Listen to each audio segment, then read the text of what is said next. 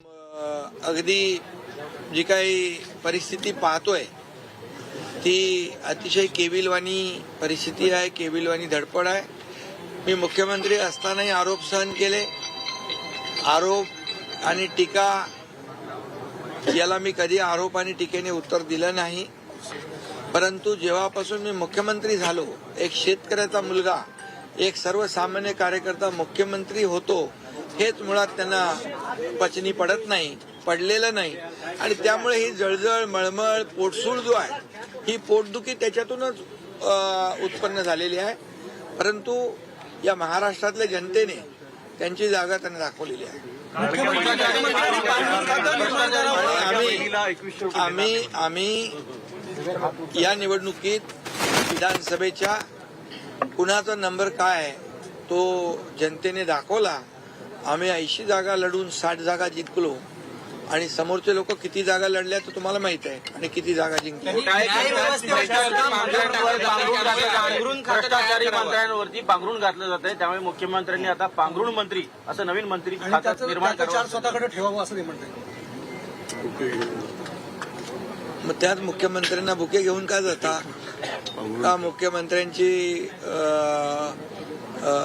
वारंवार भेट घेता? एकीकडे टीका करायची आणि दुसरीकडे नाही, एकीकडे गोडवे गायचे आणि दुसरीकडे टीका करायची, ही दुटप्पी भूमिका आहे.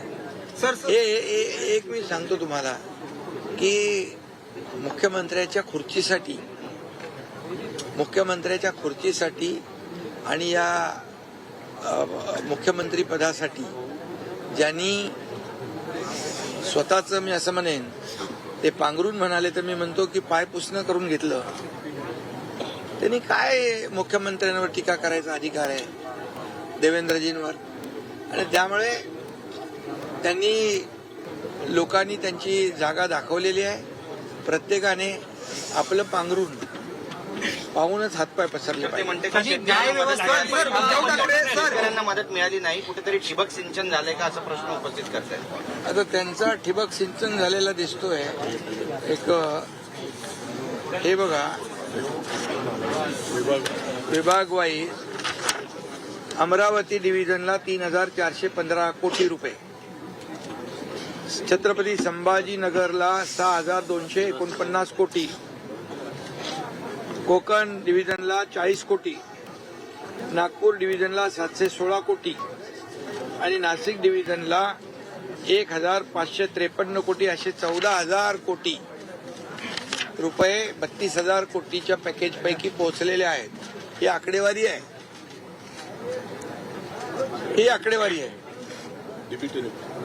आणि डायरेक्ट खात्यात पैसे गेलेले आहेत.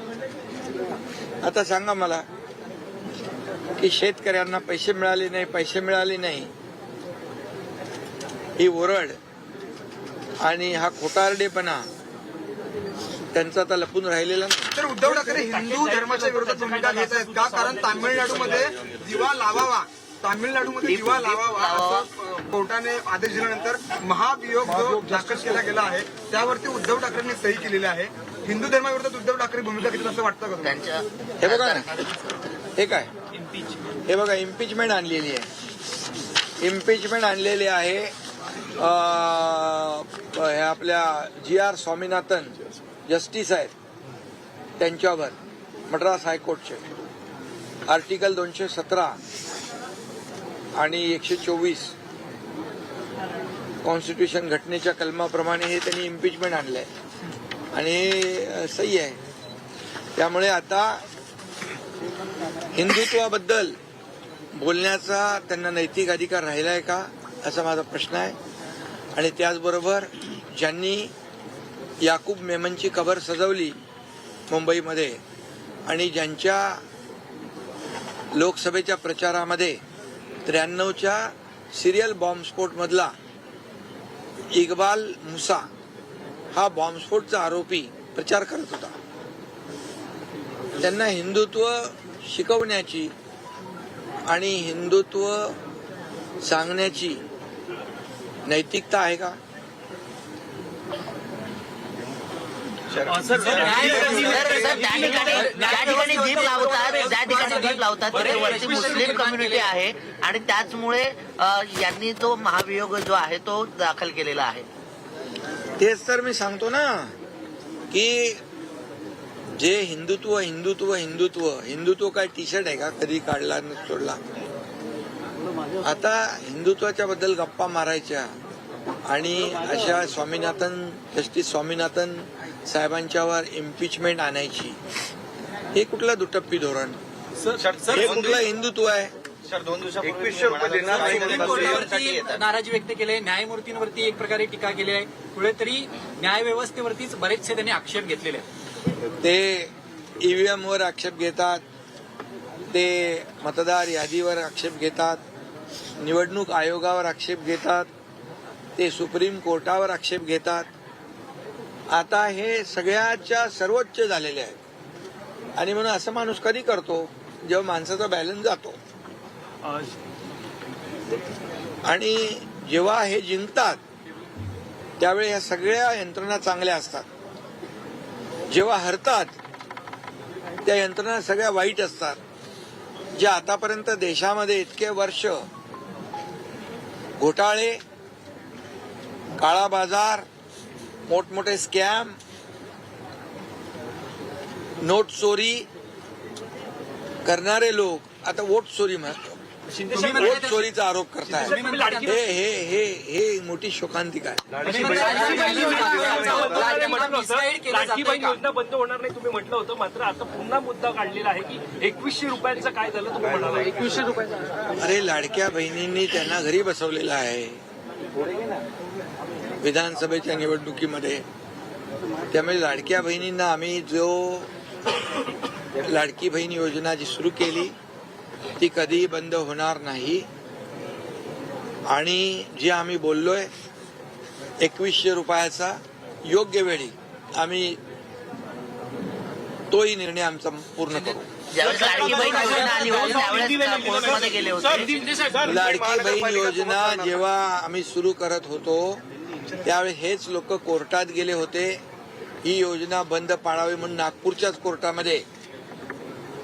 आणि महाविकास आघाडीचेच लोक होते.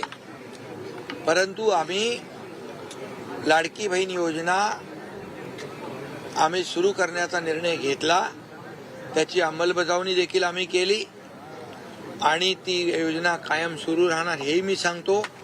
आणि जे आम्ही बोललेलो आहे पुन्हा एकदा मी सांगतो, जे 2100 रुपये आम्ही बोललोय योग्य वेळी त्याची पूर्तता आम्ही करणार हे पुन्हा सांगतो.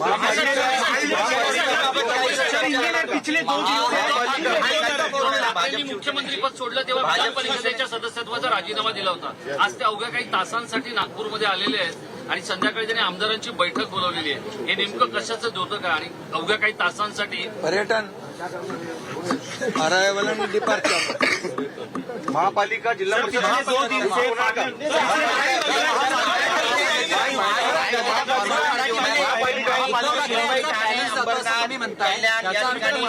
भाजप शिवसेना एकत्र लढणार आहे. काय नेमकं फॉर्म्युला काय आगामी निवडणुका? आगामी महापालिकेच्या निवडणुका आम्ही महायुतीने लढणार आणि महायुतीत जिंकणार.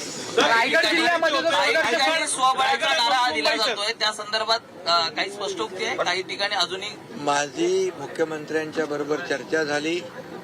तिथे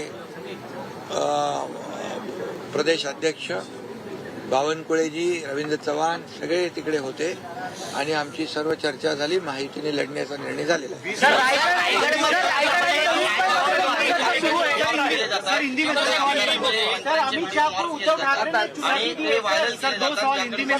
आता मॉर्फिंगचा धंदा चालू केलाय त्यांनी. आता सगळा धंदा बंद झाला, सगळी कामं बंद झाली. आता हे मॉर्फिंगचं काम चालू झालं.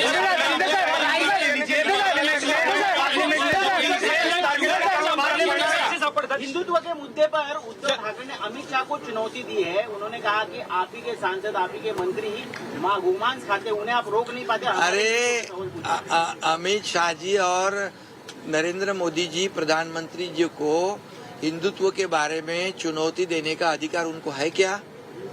ये मेरा सवाल है. अभी यहाँ पर देखिए ये GR स्वामीनाथन जो मद्रास हाईकोर्ट के जस्टिस है, उनको इम्पीचमेंट लाने का जो लेटर दिया है उस पर उनकी सिग्नेचर है। जिन्होंने मंदिर में दिया लगाना चाहिए ऐसा निर्णय दिया।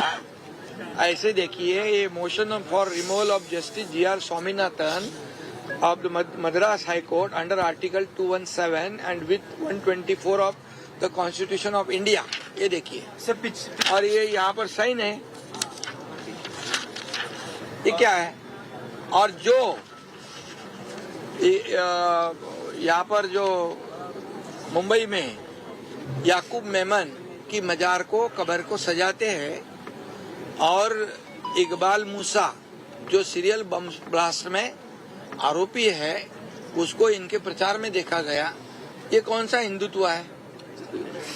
पाकिस्तान के झंडे उनके प्रचार में नचाते हैं, ये कौन सा हिंदुत्व है? ये उनको हिंदुत्व के बारे में बोलने का नैतिक अधिकार कभी खोया उन्होंने जब बाला साहब ठाकरे जी के विचार को त्याग दिया। सर, पिछले बाला साहब ठाकरे जी को विचार को छोड़कर कुर्सी हथियाई उन्होंने। कुर्सी की लालच में, मुख्यमंत्री के पद के लालच में बाला साहब ठाकरे जी के विचार को छोड़ दिया। और बाला साहब ठाकरे जी ने कहा था मेरी कांग्रेस नहीं होने दूंगा, उसी कांग्रेस के साथ जुड़ गए।